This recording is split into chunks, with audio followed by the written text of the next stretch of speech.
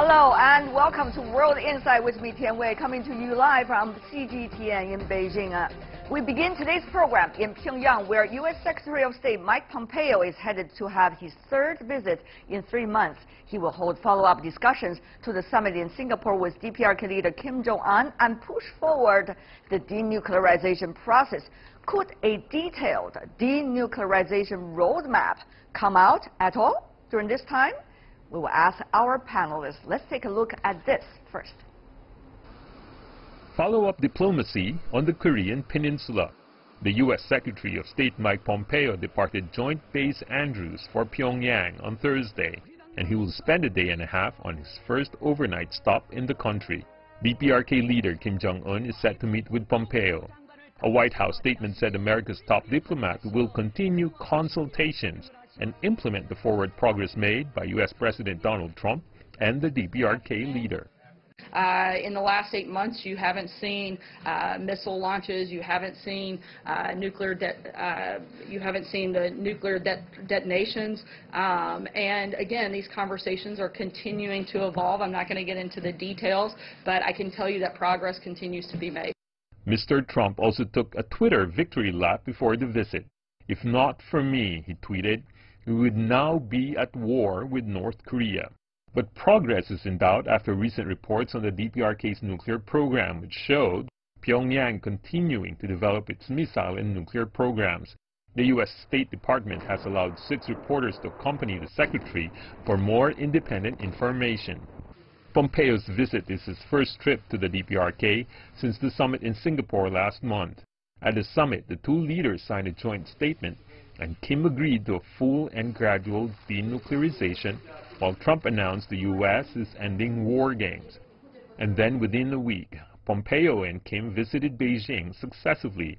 Both of them thanked China for diplomatic efforts on the Korean Peninsula. For Pompeo's upcoming visit to Pyongyang, China was hoping for positive results. We are pleased to see the U.S. and the DPRK carry out frequent diplomatic interactions to push forward the denuclearization of the Korean Peninsula. China hopes the two sides could work together to fulfill the consensus reached by the two leaders. China also hopes the visit will yield positive outcomes. Pyongyang is Pompeo's first stop in a week-long journey. He will also visit Tokyo, Hanoi, Abu Dhabi, and Brussels.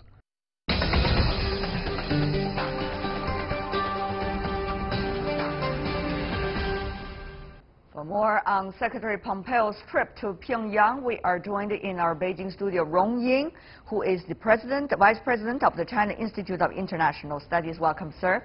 In Washington, D.C., we have Jenny Tao, the Managing Editor and Producer of 38 North, a website devoted to informed analysis about the DPRK. Welcome, Jenny. Also in Washington, we have Ivan Yeland, the Senior Fellow and Director of the Center on Peace and Liberty at the Independent Institute. Welcome as well. May I start with you, Ms. Tao, about the Secretary of Pompeo's trip to Pyongyang? How much will he be able to nail down a draft, or at least a somewhat way of approaching a roadmap for the denuclearization? Well, I think that's the question we all have, and I don't think any of us have any definitive answers at this point.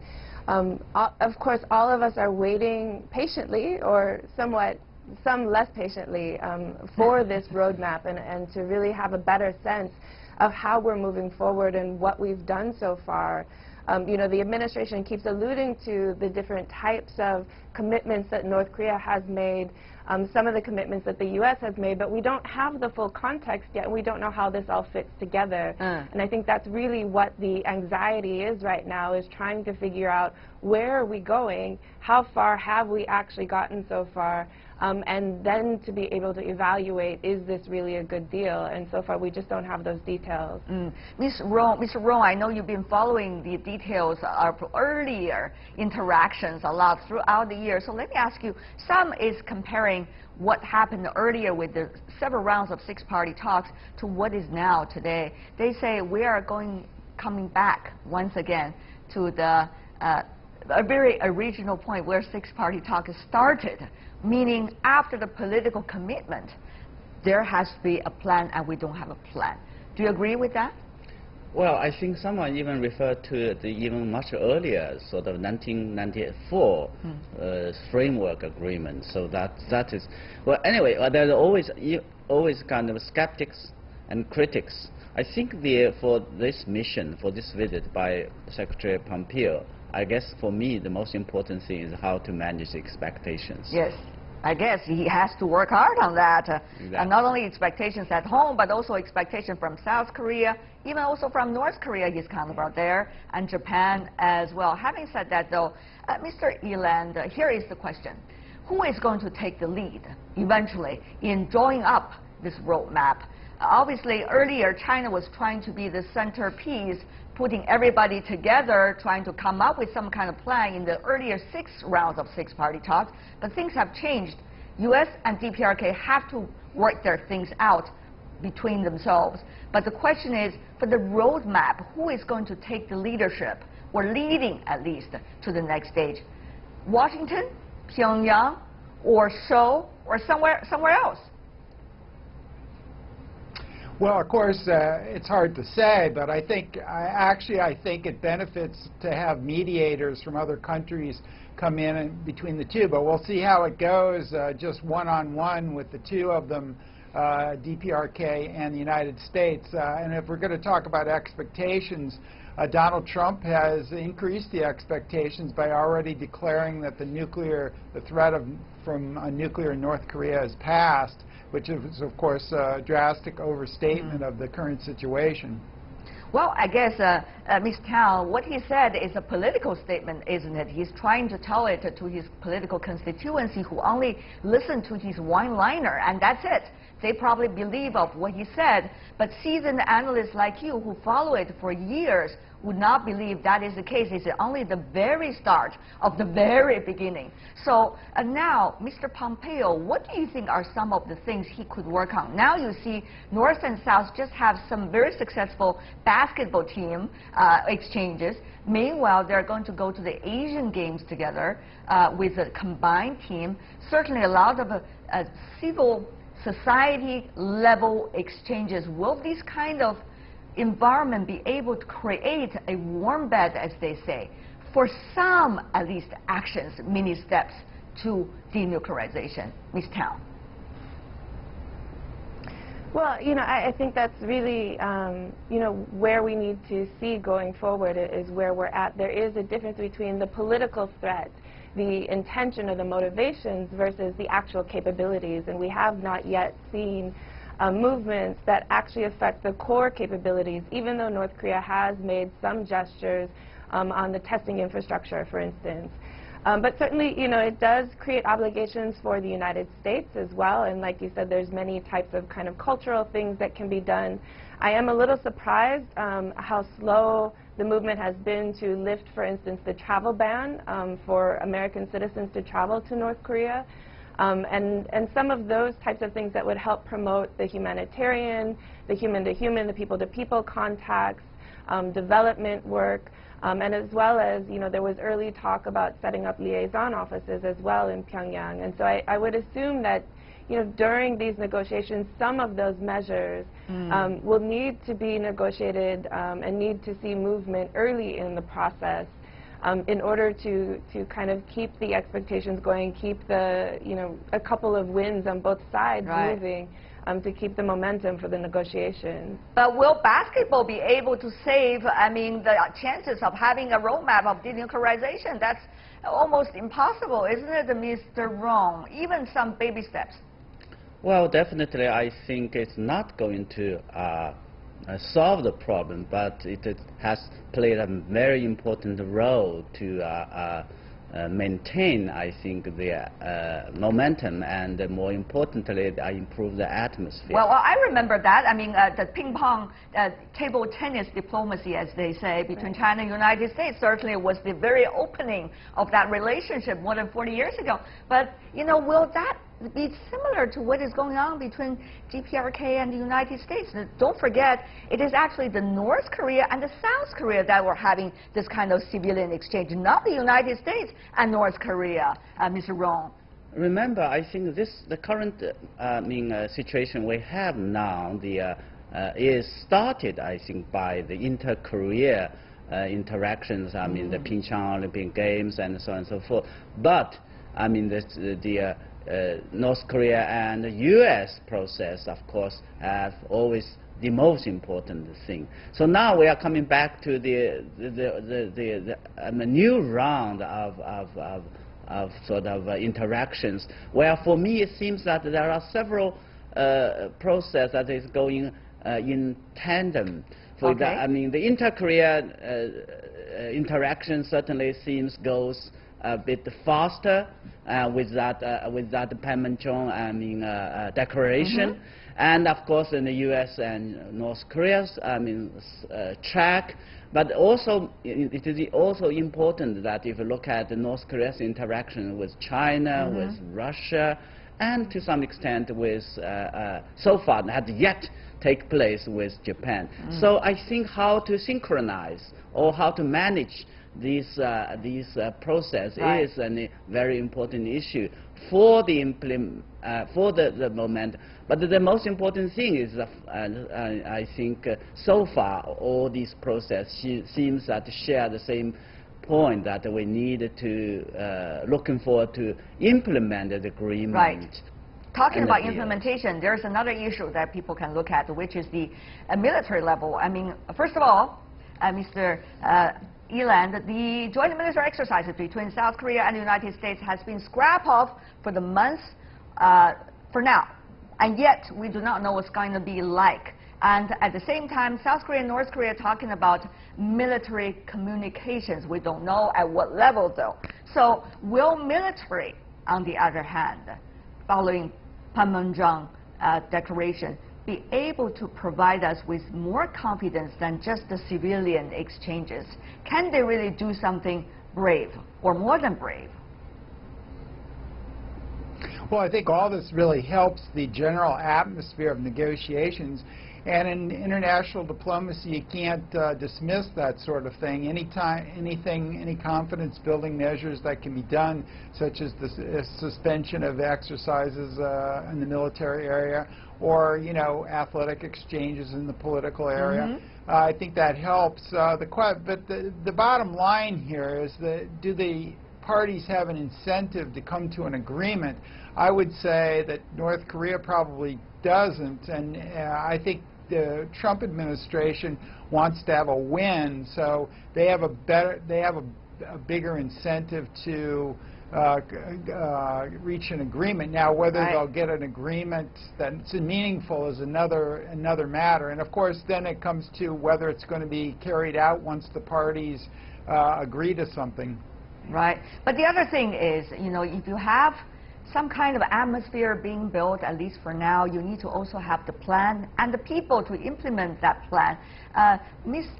Tao, we understand that finally, and I want to emphasize finally, that U.S. has an ambassador in South Korea, a retired naval admiral, a Japanese origin, Japanese American. But yet he's not the expert in the field, even though he's one of those very well-established Asian American in the U.S. military.